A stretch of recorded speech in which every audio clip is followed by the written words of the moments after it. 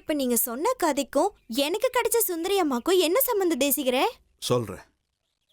அந்த காலத்துல உற்சவ மூர்த்தியா இருந்த இந்த விக்கிரகம் ராஜ்யமே வறண்டு போச்சுன்னு சொன்னேன்ல, அதுக்கு முன்னாடி அரக்கர்கள் கையில இந்த ராஜ்யம் கிடைச்சு முகலாய ஆட்சி அதிகமாச்சு.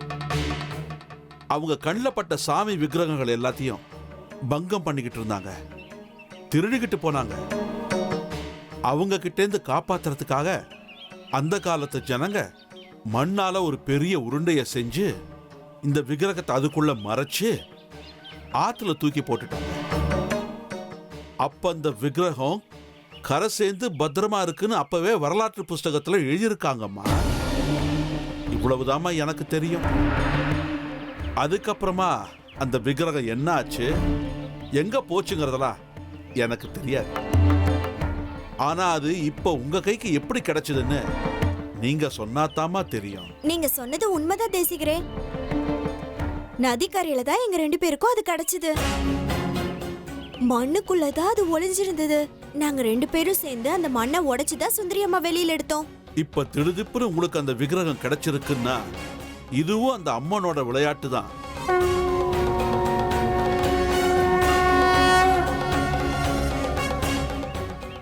ஆமா, சுந்தரி அம்மா வந்திருக்கிறதே ஸ்ரீ சக்கரத்தை பாதுகாக்கிறதுக்காக தான். திருட்டு கண்டத்துல இருந்து ஸ்ரீ சக்கரத்தை காப்பாத்துறதுக்காக தான்.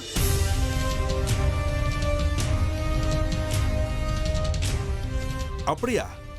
அப்படின்னா சரி தாயே. ஆமா, அந்த விக்கிரகத்தை எங்க வச்சிருக்கீங்க? தப்பா நினைக்காதீங்க தேசிகரே, அத யாருக்கிட்டையும் சொல்லக்கூடாது. யாருக்கிட்டையும் சொல்லாதுன்னு ஸ்ரீமதி அம்மா சொல்லிருக்காங்க. உற்சவத்துக்கு இன்னும் 2 நாள் தானே இருக்கு. எங்களுக்கு நிறைய வேலை இருக்கு. நாங்க 2 பேரும் கிளம்புறோம். போயிட்டு வாமா. அம்மனுடைய உத்தரவு அப்படி இருந்தா அதுபடியே எல்லாம் நடக்கட்டும். ஸ்ரீ சக்கரத்தோட பாதுகாப்பு தான் முக்கியம். போயிட்டு வாங்க, எல்லாம் நல்லபடியா நடக்கட்டும்.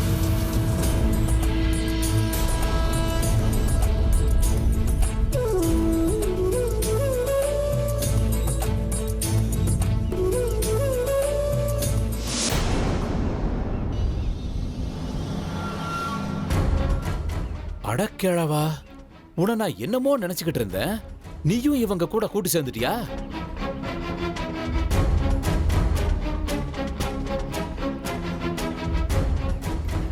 பழமையான சிலைகளை எல்லாம் சேகரிச்சு அதை திருட்டி வியாபாரம் பண்ண பாக்குறீங்களா?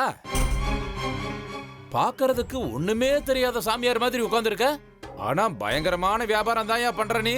பசுத்தோல் போத்துன புலி மாதிரியா நீ? அட அறிவு கெட்டவனே, நான் திருட்டு வியாபாரம் பண்றேனா? முட்டாள், யாரோட சொன்னது உனக்கு?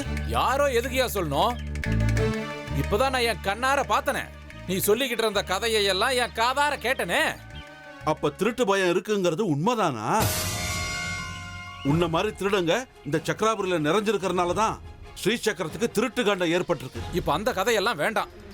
நானும் நீயும் ஒண்ணு சேர்ந்து கூட்டாளிகளா வியாபாரம் பார்க்கலாம். கைய கொடு. எதுக்கு? என் கையை பார்த்து என்ன ஜோசியமா சொல்ல போற? ஓ, உனக்கு இந்த சங்கதியெல்லாம் எதுவும் தெரியாதா? 2 பேர் ஒண்ணு சேர்ந்து வியாபாரம் பாக்குறோம்னா இந்த மாதிரி தான் கை கொடுத்துக்கணும். பெரிய பெரிய பணக்காரங்க எல்லாம் இப்படிதான் லட்சக்கணக்கில் வியாபாரம் பண்ணுவாங்க. நாமளும் அப்படியே பண்ணலாம். யாருக்கும் தெரியாது. கைய குடியா. எனக்கு அதெல்லாம் தெரியாதியா. எனக்கு ஏற்கனவே 1008 வேலை இருக்கு. நீ முதல்ல கிளம்பிங்க. இதுக்கு மேல என்ன சொல்ல போற? சொல்றதுக்கு வேற ஏதாவது போய் இருந்தா சொல்லிடு. அவதான் ஏமாத்தி எல்லாத்தையும் என்கிட்ட இருந்து பறிச்சிட்டான்னு பார்த்தா நீயும் இப்ப அதே தான் பண்ணிருக்க. ஏன் ஆலியா, ஏன் இப்படி பண்ண? இந்த உலகத்துல பாட்டிக்கு அப்புறம் நான் யார் மேலேயாவது உயிரையே வச்சிருக்கேன்னா அது ஊ மேலதான் உனக்கு தெரியாதா? ஏன் இப்படி பண்ண ஆலியா? உனக்கு காசு பணம் அவ்வளவு முக்கியமா போயிடுச்சு. அதுக்காக நம்ம உறவை கூட மறந்துடுவியா?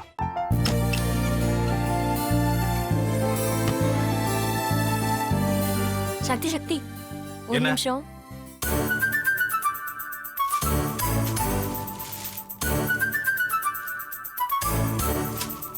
இந்தாங்க. என்ன இது? உங்களுக்கு பிடிச்ச பிராண்ட் செப்பல். இது என்ன நான் தலையில வச்சுட்டு தூங்கணுமா? சரி, அதை விடுங்க. இங்க பாத்தீங்களா, டைம் பீஸ். இதோட அலாரம்க்கு தான் நீங்க டெய்லி எந்திரிக்கணும்.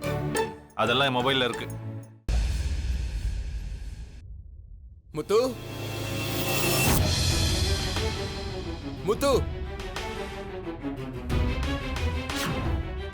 என்னடி இவன் முத்துன்னு ஒருத்திய உருவாக்கி விட்டா செல்விய மறப்பான்னு பார்த்தா எப்ப பார்த்தாலும் முத்து முத்துன்னு கூப்பிட்டுட்டு இருக்கான். முத்துவ கூப்பிட மட்டுமா செய்யறான், முத்துவ வச்சு என்னென்னமோ செய்யறான். நாம தான் இளிச்சவாய் மாதிரி வேடிக்கை பார்த்துட்டு இருக்கோம். என்ன முறைச்சு என்ன பிரயோஜனமாயா? உனக்கு வேற குரல் போயிடுச்சு. அடுத்து அவ செல்விய கூப்பிட்டானா என்ன பண்ண போற? உன்னுடைய விருப்பப்படியே நீ ராமநாத வீட்டு மருமகளா வாழ போற. கண்டிப்பா என்னுடைய ஸ்தானத்திலிருந்து அவன் உன்னை நல்லா பார்த்துக்குவான் அம்மா. டேய், அவரை பத்தி தான் உனக்கு தெரியும்ல. அவர் எந்த முடிவு எடுத்தாலும் அதான் ஃபைனல். நம்ம அப்பா வேணுமா வேணாமாங்கிறத நீயே முடிவு பண்ணிக்கோ. வாடா.